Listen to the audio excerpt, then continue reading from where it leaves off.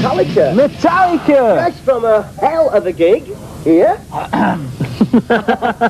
How could we follow that introduction? And with us, Des, Yes. Scott, Ross. and Jason. Jason. He wasn't sure about that, Jason, was he? No, He wasn't sure about that. he forgets for a once in a while. Lose my mind like every 5 minutes. What was the gig like today? It was alright. You can see the excitement is Yeah! Something to do on and... No, it was. I mean, Something New to do on York's a always, Sunday. New Yeah. York's always good. Good energy. Yeah. For me, anyway. You know, I don't know if you feel the same way. These guys... if Jason's on, you know, he carries the whole band. That's pretty much like what it comes down to. in a way that it's like if Jason's going, we have a good day. Yeah. See, these guys, the reason these guys are looking so absolutely enthusiastic about this is because these poor guys have been working hard for the last 8 weeks. We've had a day off.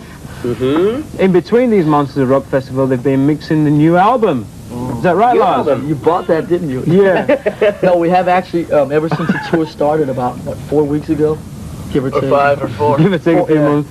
Yeah. We've, every day off, me and James have had to go up to Bearsville, which is about 3 hours north of New York, and mix. And so basically, you know, it's been a lot of traveling and very little rest and so forth. Doesn't that just sound so awful? Yeah, well, it's a hard Can you life. hear it in my voice? So why have you tied the both? You know, wouldn't it be nice to get the album ready? Couldn't you get it ready before? It doesn't happen that way, you know. Yeah. No, it's something that we planned. We wanted to, like, put as much work into both of them at the same time, have as little time off. Yeah. No, basically, the thing is that we're so slow in the studio that we really didn't get our bleep together till, you know, a little too late. And basically, it just happened that way. We finished in the studio about 4 days before the first show in Alpine Valley, and we basically had to just do the mixing the first 3 weeks. The way the tour's been the first couple of weeks was that because school was not out in America, there were a lot of, basically, the gigs were only on the weekends. Yeah. Which meant we'd have like Monday through Friday to mix up there. But when school went out, they had gigs, like 3 or 4 gigs a week. We had to do like a gig, then go mix for a day, then fly to a gig, then go mix for a day, and that got kind of silly. So we've got, hold on, Des, we've got a question to ask you. Well, the viewers have, and I bet you've had this 1,000 times. You're from Birmingham, aren't you? No. Oh no, not Birmingham. Already, we've only been into this. We've already been into this interview about 2 minutes, and these guys have sussed out the accent right. But actually, it's from Sheffield. Definitely could tell. Yeah, it's all up there somewhere. Somewhere.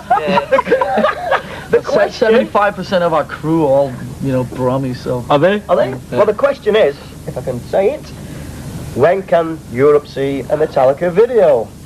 Yeah, you've been giving us some stick for this Metallica video. These are the guys to answer for this. Why don't we get a video from Metallica? We can't afford to do one. That's what it is, man. Are you kidding me? The next player doesn't want to do one. Oh, is that the problem? It's been, you know, basically it's something that we felt has not really been necessary yet.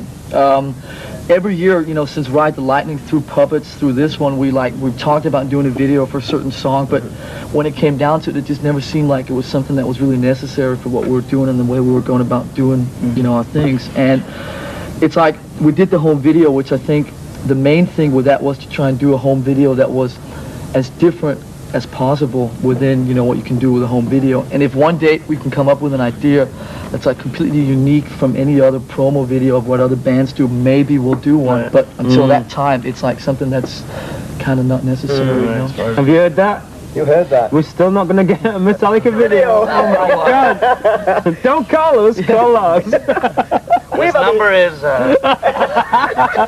We've had an interesting statement from Bruce Dickinson last year at the Monsters of Rock in the UK, and he says that eventually Metallica might go Iron Maidenish, style-wise. Style-wise? I don't know, I mean, this is coming from Bruce. What do you mean? Go what? Iron Maiden? Maiden is The style-wise. style-wise, coming away from the thrash. Yeah, like dun dun dun dun dun dun dun dun dun dun dun. Yeah, that's right. Oh, sorry, Steve. No? What can you see the Thrash-wise, future as the direction of Metallica? I mean, you was the forefront of the bands, let's face it. You guys put this music on the map. In our eyes, I mean, anyway. the main thing is that we're not under pressure from anyone outside of the band to do anything that we don't want to do. I think we found a style on Ride the Lightning which was really far removed from what we did with Kill 'Em All, which is like that. The style is not just doing one thing. It's, you know, playing some fast stuff that we like, some more slower, more melodic things, some kind of crunchy, some kind of musical, intricate things, and some like maybe a bit more simple, kind of instant stuff. And I think that through Lightning up to Puppets, up to the new album and Justice Fall, it's something that we just get better at and get more into exploring a lot of different styles. And I think that, I mean, this thing with putting us in these categories that we always get put in, I don't think it does our music justice because we're trying to do so many different okay, we can talk about that. We've got to cut this little segment. I'm going to a video. And Halloween? Would you like to see Halloween? Yeah. Sure, why not? Okay, just for laughs, Halloween. I'm still with these crazy guys, Metallica. And just a quick question I'd like to By the way, I mean, Halloween are a fine bunch of people. Seriously. They played San Francisco last year and we hung out with them and drank and it got very silly. When I get very drunk, I can speak a little German and I was... doing so. And I was very drunk, so you figure it out. You could say, yes, I'll have another, yeah. Someone has converted a garage into a studio. I mean, this sounds interesting. Yeah, that sounded like a gas, the Metallica, like Garage Revisited days. I mean, was that something you just wanted to do in between? It was something that came about pretty natural, which is what most of the stuff we do, how it comes about. We wanted a place to knock around and get some of the new songs together, and we ended up in this place that was not the right vibe for what we were interested in. I just got in the house together. There was this 2-car garage, and our Jason, and he basically took over from there. Every morning at 8 o'clock, you know. In many cars. Yeah, the hammer was going downstairs in the garage. I was trying to get some rest. There he was. You have to start so early. So I've done it. A regular life or something. We've got a European tour. Yes, we have a European tour. Starts roughly around September 4th in Yugoslavia, of all places. Nice one. A USA headliner, I've heard. Is that true? In the USA, a headliner? Yeah, we start in Europe, do 9 weeks in Europe, up to mid-November, and then we start doing arenas in America, which is the first time we've done that. We start doing that in mid-November, which is like, you know, step up. Great stuff. And is the news in Japan, I've heard? Who? Japan? Are you going to Japan? We're pretty much going everywhere. If there's a venue, we'll be there sooner or later. I don't know what condition we'll be in, but we'll be there sooner or later. He's found it. Your friend over there. My guru. Hi! Hey, how's it going, guys? Hey, we're fine. We're rocking. We're rocking. You can come into You can just join the party, man. For me, I mean, you just get yourself in here. Let's go. Where are we going? Oh! Just bring a chair. Yeah, I mean, anybody's invited on this show, as you can tell. So are you looking forward to Europe? I mean, one thing I would like to say is that I found strange is that America was slow on picking up on Metallica. It was Music for Nations and Europe. Well, I mean, the way that whole thing worked was that in Europe, through those years, it never mattered as much as in America if you're on a major label or not. You know, the way that the buzz spreads is, you know, through the streets, through the press, and through the records. It doesn't matter if it's a major label and independent. Or in America, things really didn't start picking up till we hooked up with Elektra, which was in late '84. So obviously places like Germany, Holland, Belgium, France was, you know, the places where we really took off first because it just spread there quicker. Right. They got dirtier streets or something like that. I tell you what, these guys are really wild. Yeah, I've got a back problem.